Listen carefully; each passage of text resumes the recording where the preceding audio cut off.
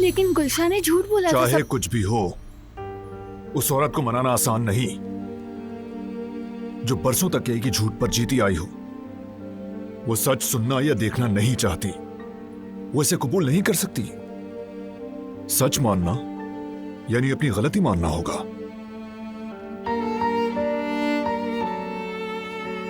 मुझे पहले से अंदाजा था वो तुम्हें नहीं सुनेगी,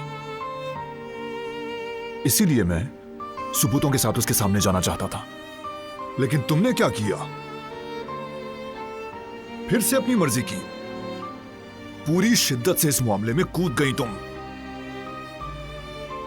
सब छोड़ो, अगर उसने तुम्हें कुछ कर दिया होता तो। वो मुझे नुकसान नहीं पहुंचाएगी, उसका मसला मैं नहीं हूं। जो भी हो दिलान, हम ये रिस्क नहीं ले सकते।